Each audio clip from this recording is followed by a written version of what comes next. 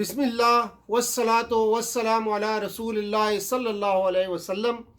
سورہ النور آیات 58 تا 64 لیے دورہ قرآن کے اس پروگرام میں حاضر خدمت ہیں۔ ارشاد باری تعالیٰ ہے، اعوذ باللہ من الشیطان الرجیم، بسم اللہ الرحمن الرحیم، یا ایہا الذین آمنوا ليستأذنكم الذين ملكت أيمانكم والذين لم يبلغوا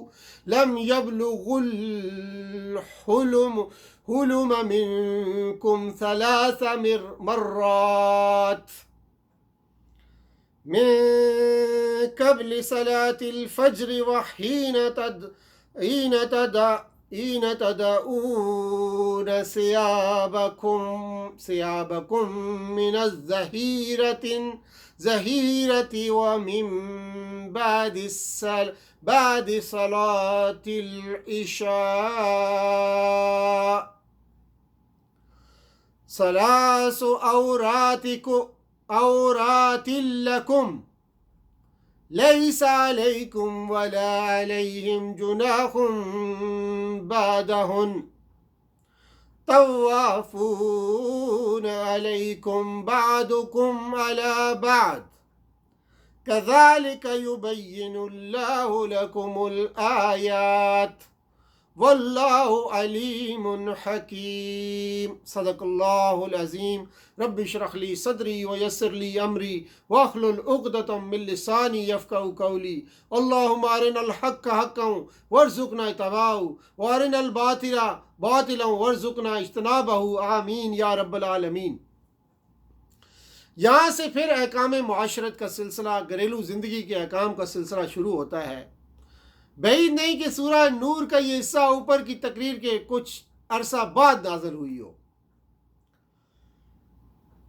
ملکت ایمانکم، جمہور مفسرین اور فقہاء کا اس پر اتفاق ہے کہ اس سے مراد لونڈیاں اور غلام دونوں ہیں، کیونکہ لفظ عام استعمال کیا گیا ہے، اور تخلیہ کے وقت میں جس طرح خود اپنے بچوں کا آنا جانا مناسب نہیں، اسی طرح خادمہ کا بھی آنا جانا مناسب نہیں ہے۔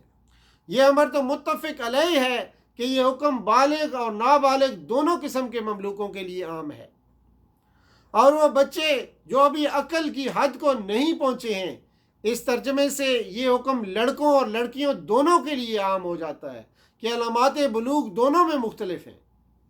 لڑکا بالغوں جیسا خواب دیکھتا ہے تو اس کو بالغ قرار دیا جاتا ہے، جبکہ لڑکی ماہواری آنے کے بعد بالغ قرار دی جاتی ہے۔ اس حکم کا منشا یہ ہے کہ جب تک گھر کے بچے اس عمر کو نہ پہنچیں جس سے ان کے اندر صنفی شعور بیدار ہوا کرتا ہے، وہ اس قاعدے کی پابندی کریں۔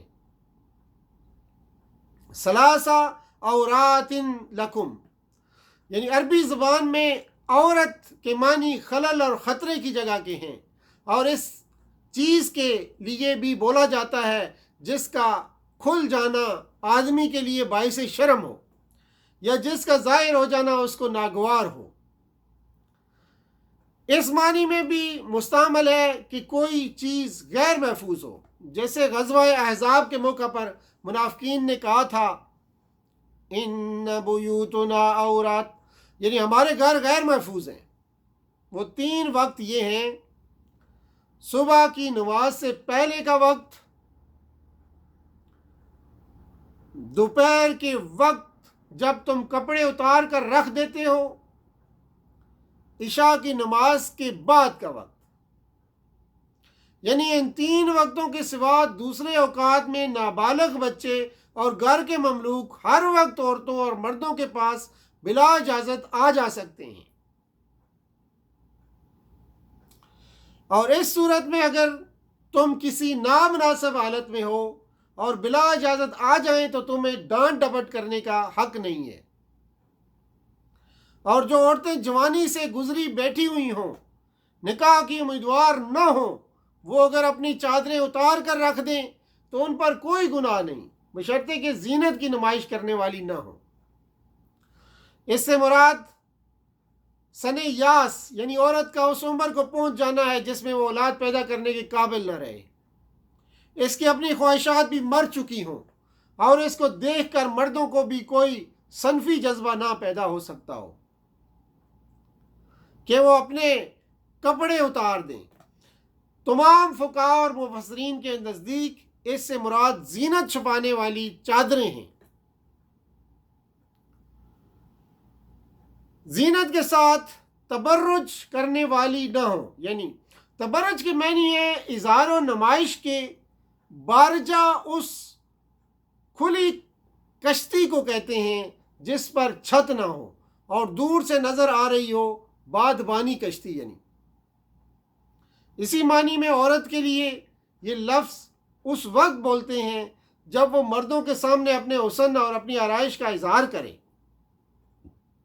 آیت کا مطلب یہ ہے کہ چادر اتار دینے کی یہ اجازت ان بوڑھی عورتوں کو دی جا رہی ہے جن کے اندر بن ٹھن کر رہنے کا شوق باقی نہ رہا ہو۔ جہاں تک معذور آدمی کا تعلق ہے تو وہ اپنی بھوک رفع کرنے کے لیے ہر گھر اور ہر جگہ سے کھا سکتا ہے، اس کی معذوری بجائے خود سارے معاشرے پر اس کا حق قائم کر دیتی ہے۔ گویا مسلمان تو ایک جسم کی مانند ہے اور وہ اس جسم کا معذور عضو ہے، اس لیے جہاں سے بھی اس کو کھانے کے لیے جو کچھ بھی ملے وہ اس کے لیے جائز ہے۔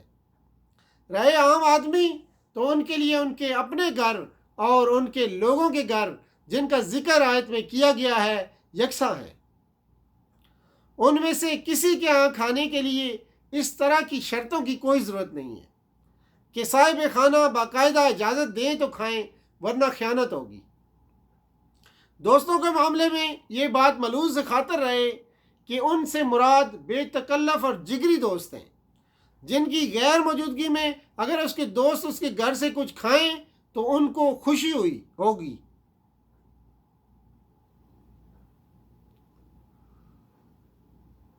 یہ آخری ہدایات ہیں جو مسلمانوں کی جماعت کا نظم و ضبط پہلے سے زیادہ کس دینے کے لیے دی جا رہی ہیں۔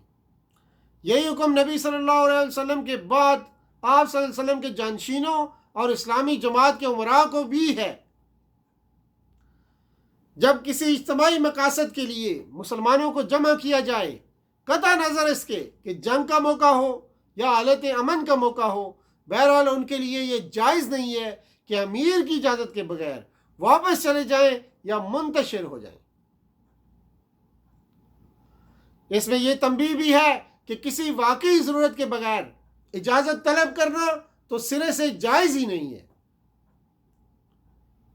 یعنی ضرورت بیان کرنے پر بھی اجازت دینا یا نہ دینا رسول صلی اللہ علیہ وسلم کی اور رسول کے بعد امیر جماعت کی مرضی پر ہے۔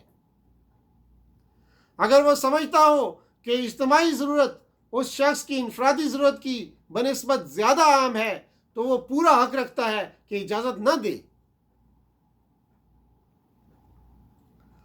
تو یہ چند احکام پیغامات ان آیات کے اندر آپ کی خدمت میں پیش کیے گئے۔ وآخر دعوانا ان الحمدللہ رب العالمین وصلی اللہ تعالی علی خیر خلقہ محمد وعلی آلہ وصحبہ اجمعین برحمتک یا ارحم الراحمین۔ والسلام علیکم ورحمۃ اللہ وبرکاتہ۔